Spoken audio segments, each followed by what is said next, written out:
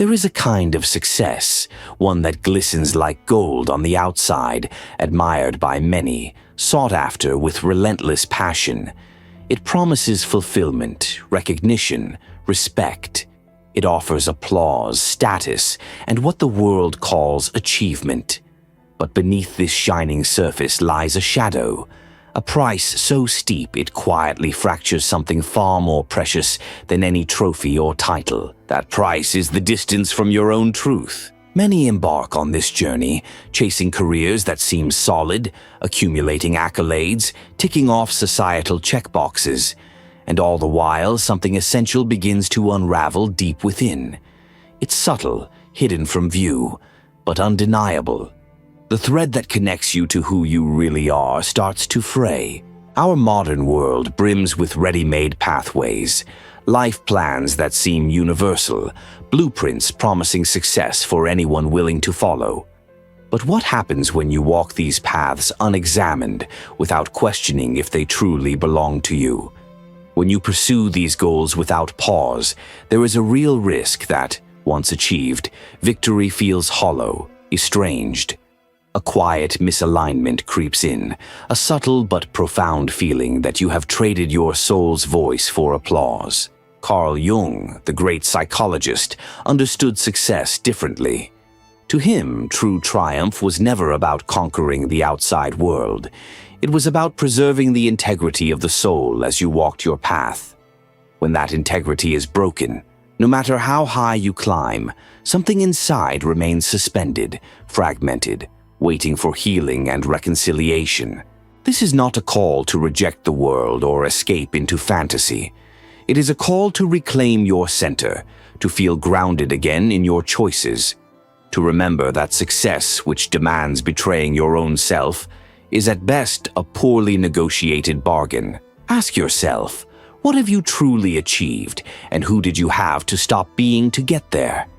This is an invitation to pause, not to quit, but to redirect your journey, to speak with those who know the hollow void applause can't fill, those who sense, even if only vaguely, that something vital waits quietly to be rescued.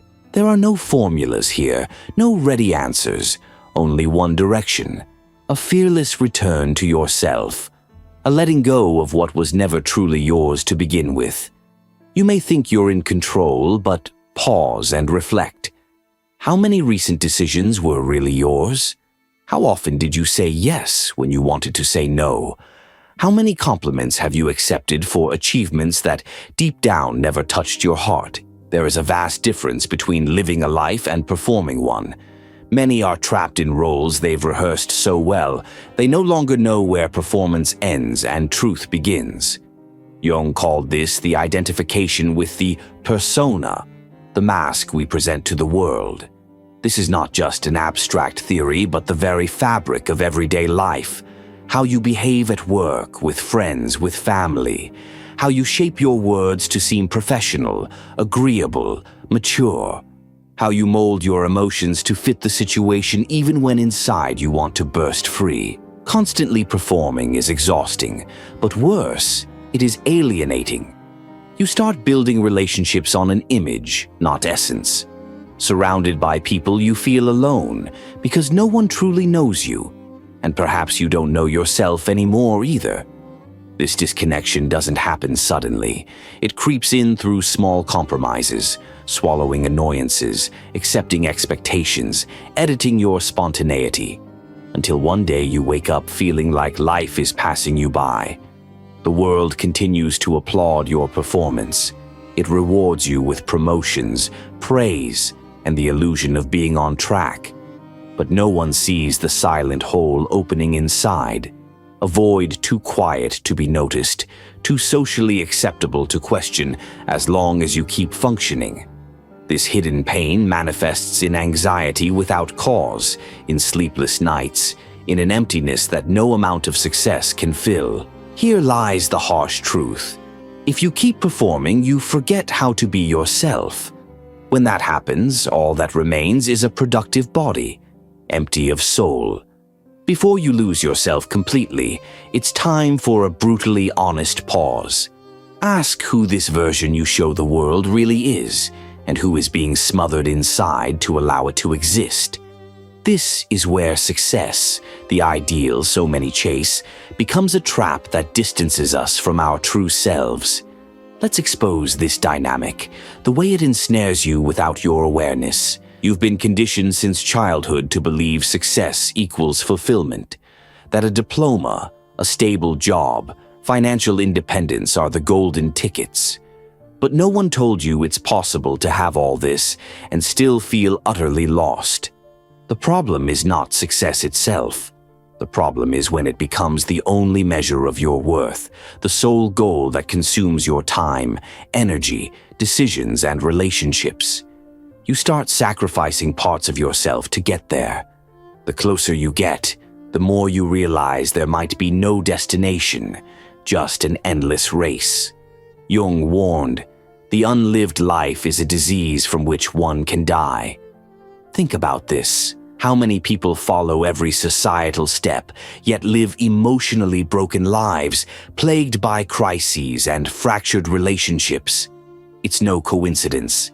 It's the result of a life disconnected from its essence. Success based purely on external goals demands you mold yourself to environments that may reject your true nature. It requires journeys that crush creativity, sensitivity, spontaneity, all sold as professional growth. What no one mentions is that for many, this growth exacts a toll, internal erosion. You climb the ladder, but perhaps it leans against the wrong wall. Now you're trapped, too invested to turn back, forced to uphold an image, weighed down by compromises that make retreat seem impossible. Success becomes a cage. You cannot abandon it without feeling like a failure. But true failure is not changing course. Failure is continuing down a path that drains you because it looks good on paper. Failure is becoming someone you don't recognize just to maintain appearances. Failure is ignoring internal alarms because the outside world applauds your performance. The good news? There is still time, but only if you dare face this truth. Success without alignment to the self is self-sabotage. The sooner you see this, the sooner you can begin again, from a place of authenticity. But how do you know if you are losing yourself?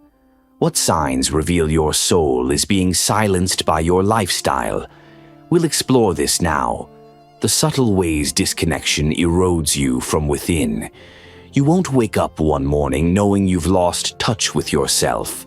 It's a slow process, camouflaged in everyday life, making it all the more dangerous. By the time you notice, you may have lived months or years as a curated version of yourself, designed to function, but incapable of truly feeling.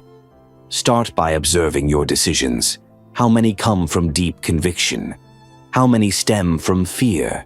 Fear of disappointing others, fear of stepping out of line, fear of losing something important. When you say, "I want this," does that desire come from your core, or is it borrowed from others' expectations? Notice your silences. Those moments you swallow urgent truths, censor your voice, avoid conflict not because of wisdom, but fear of exposure. Every time you hold back to protect an image, you abandon a piece of your soul. Observe your psychic energy. At day's end, do you feel nourished or drained? Do your daily activities fuel your spirit, or do they leave you hollow? Living disconnected exacts a price. Colors fade. What once stirred your heart now passes unnoticed. Worse, you accept this numbness as normal. Your emotions become erratic. Small frustrations spark outsized reactions, or moments that should move you leave no trace. This happens because when you distance yourself, the unconscious demands payment. Repressed feelings, ignored desires, neglected needs, like underground pressure, they build until they leak through cracks. You feel fragmented. If this is all making sense to you, hit the subscribe button and join the paradox theory. Thank you. You seem to wear different masks, one at work, another with friends, a third with family. but none reflect your true self. You try to meet others' expectations while losing access to your own essence. This also shows up in your fear of solitude.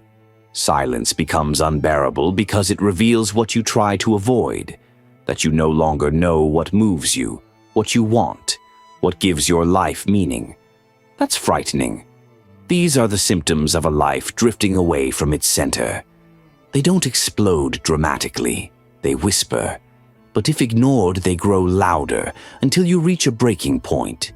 This is the moment where many realize success, as society defines it, is a trap built on illusions that cost the soul. But escaping is possible. The first step is brutal honesty with yourself and your life.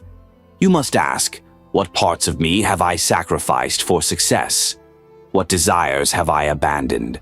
What truths have I silenced? Only by facing these questions can you begin to reclaim your life. True success is not an external trophy. It is the alignment of achievement with authenticity. It is the harmony of your actions with your inner self. It is the courage to live fully, even if that means turning away from what others expect. This journey is not easy. It requires dismantling old patterns. It demands confronting uncomfortable truths. It calls for radical self-acceptance. But the reward is profound. A life lived in truth. A soul unburdened. A freedom no applause can grant. Remember this. The deepest victory is not measured by the world, but by how fully you live your own truth. The hardest part about losing yourself in success is how quietly it happens. You don't realize you're drowning until you're gasping for air. I've been there. I've worn the mask, carried the weight, chased the prize that felt empty in my hands. The nights when my mind refused to rest weren't caused by fear of failure. It was the aching sense that I had become a stranger to myself. The mirror reflected someone I didn't know, someone who learned to survive by swallowing pieces of who they once were. That feeling, this slow, relentless erosion of self, is both terrifying and isolating. Because while the world praises your achievements, your soul whispers, "Stop. Come home." To answer that call takes more than willpower. It takes a kind of bravery few speak about. The bravery to stop, to pull away from the applause, and sit alone with the parts of you you've ignored. This is where real change begins. Change that isn't about fixing what's broken, but about uncovering what's been buried. No one wants to admit they've been living a lie. Not even to themselves. It's easier to wear the mask, to perform the role society hands us, than to face the chaos underneath. But the chaos is real, and the longer you ignore it, the more violent it becomes. I remember nights when the silence in my room was louder than any crowd's cheers. The emptiness I felt wasn't just sadness. It was a deep grief, mourning a life I never allowed myself to live. We're taught to avoid pain, to cover it with distractions, achievements, status symbols. But pain is a doorway, a gatekeeper demanding attention. If you find the courage to step through it, you'll discover something more vital than any external success. Your own raw, imperfect humanity. The wounds you hide, the parts you deny, these are not weaknesses. They are your truth begging to be known. So, how do you start? Where do you go when you don't even know who you've become? Begin with small acts of rebellion against your own programming. Say no to one thing that drains you. Speak one truth you've been avoiding. Sit in silence for 5 minutes a day and just breathe. This isn't about grand gestures. It's about tiny moments of honesty that build bridges back to yourself. I won't sugarcoat it. This path is lonely. You may lose friends, disappoint loved ones, face your own doubts. But what you gain is a life you can look at without shame. A life where success is measured by your own compass, not society's scoreboard. One of the hardest steps is facing your shadow, the part of you you've rejected. Anger, fear, jealousy, vulnerability you pretend don't exist. Shadow work isn't about eliminating these feelings, it's about welcoming them without judgment. When I first tried this, I felt like I was staring into a dark abyss. But as I sat with my fear, rage, and loneliness, something miraculous happened. They softened. They stopped controlling me. And in that space, I found strength. Strength not born from ignoring pain, but from holding it. You don't have to be perfect. You don't have to be strong all the time. You just have to be real. True success is not climbing the ladder someone else built. It's building a ladder you trust, rung by rung. It's waking up each day feeling your heart aligned with your actions. It's creating space for your passions, even if they don't look like what the world expects. When you start living this way, success becomes a byproduct, not a goal. Your worth becomes unshakable because it's rooted in who you are, not what you've done. That's freedom, and it's worth every hard step. If you're hearing this, if something inside is stirring, know this: you are not alone. You are not broken beyond repair. You are more than your achievements and failures. You have a light inside waiting to shine in your own way. It's okay to rest. It's okay to change direction. It's okay to ask for help. Most importantly, it's okay to be exactly who you are. There's a unique kind of pain that comes from disconnecting from yourself, a dull ache that no one sees because you've become a master at hiding it. You go through the motions, smiling, working, pretending, while inside you feel hollow, like a ghost wandering a life that isn't yours. I know this feeling intimately because I lived it for years. It's a slow death of spirit, an exhaustion that no amount of sleep or success can fix. The irony is brutal. The harder you push to prove you're someone worthy, the more lost you become. But here's the thing no one tells you. The moment you acknowledge this pain, the moment you let yourself feel that emptiness, is the moment healing begins. It's terrifying because it strips away every mask and facade you built to survive. You have to meet yourself in the rawest form, the scared, the broken, the uncertain. And that's okay. It's more than okay. It's necessary, because only from that place of brutal honesty can you start to rebuild something real. I remember sitting alone in my apartment, feeling like I was fading away. I was successful on paper, respected, accomplished, but inside I was empty. I had to ask myself, who am I without these titles, these achievements? What do I want when no one is watching? That question scared me because the answer wasn't clear. It wasn't some grand vision or breakthrough. It was a whisper, a small flicker of hope that maybe I could learn to love myself again. The path from that whisper to healing is messy. It's filled with setbacks, doubts, and moments when you want to give up. You'll have days when the weight feels unbearable, when you ask yourself why bother at all. But if you hold on, if you keep showing up for yourself, even when it's the last thing you want to do, you begin to notice subtle changes. The heaviness lifts just a little. The fog clears. You start to recognize the parts of you that have been waiting to be seen. Healing is not linear. It's more like waves crashing against a rocky shore, sometimes gentle, sometimes violent. You'll feel progress one day and regression the next, but every wave shapes the shore.